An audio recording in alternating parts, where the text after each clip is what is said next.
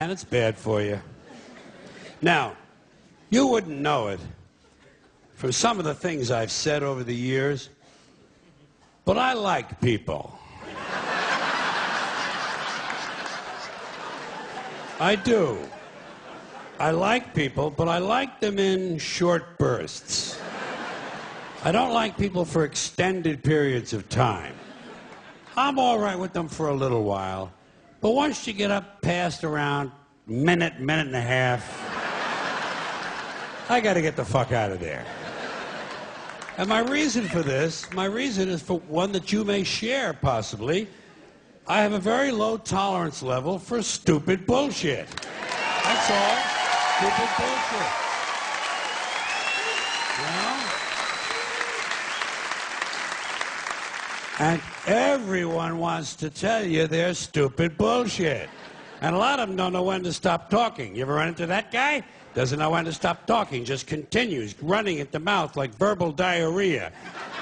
Don't know when the conversation's over. Stupid, trivial shit you don't care anything about. Things you're not even remotely interested in. Did I tell you about my mom and dad? Well, my mom and dad went on vacation down to Mammoth Cave, Kentucky. This is about 6 years ago, I think. Seemed like it was six, about 6 years ago. 6 or 7, possibly 7, could be. Yeah. Somewhere in there, 6, 7, more than 6, less than 7. Let's call it 6.5. So my mom and dad went on vacation to Mammoth Cave, Kentucky, and my dad found a big rock. What he thought was a big rock, turns out it was a dinosaur turd.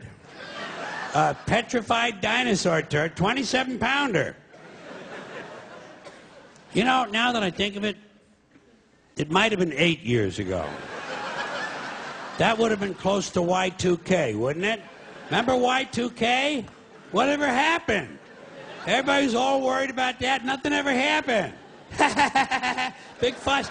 Nothing ever happened. You know? God, that's strange, you know?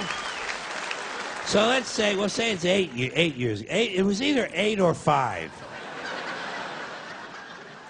So my dad gave my mom this big turd. He said, "Here, Mom, this is a big dinosaur turd. Put it in your purse and take that home." My mom said, "Dad, I don't think this is a dinosaur turd. This thing is still warm. Whoever dropped this thing is still walking around in here, and we better get the fuck out of this cave."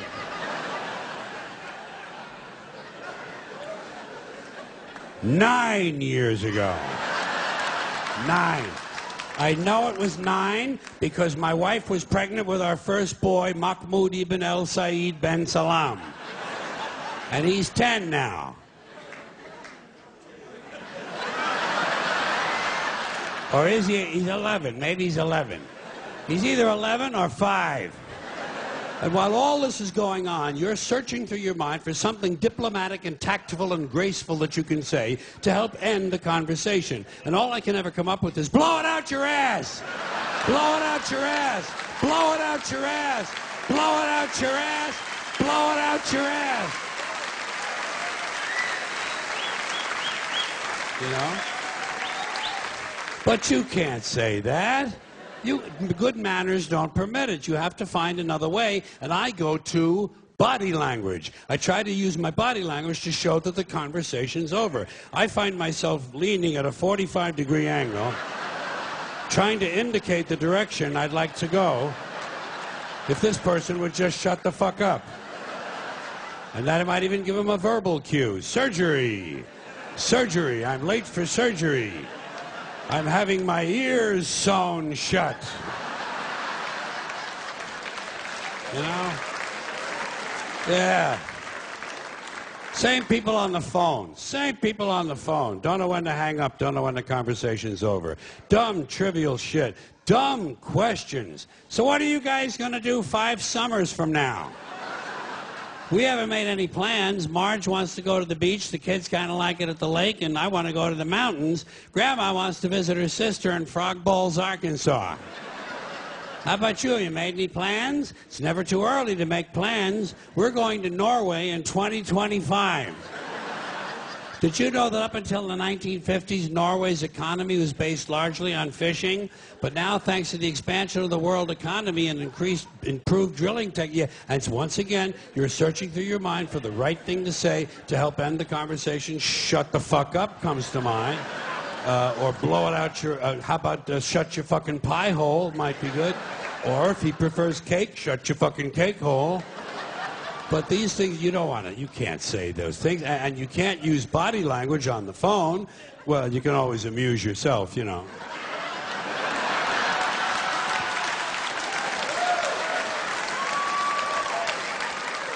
Or if it's your mother, you show your mother respect, you put her on speakerphone.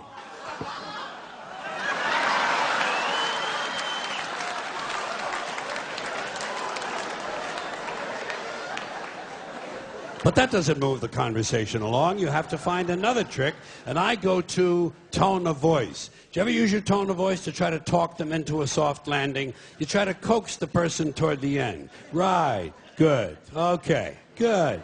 All right, then. Good. Right. Okay. Good. Okay. Good. All right. Oh, fuck, there he goes again. That cocksucker. You remember my neighbor with the burns on 90% of her body? Well, she burned the other 10% now. She was lighting a fart and her bush caught fire.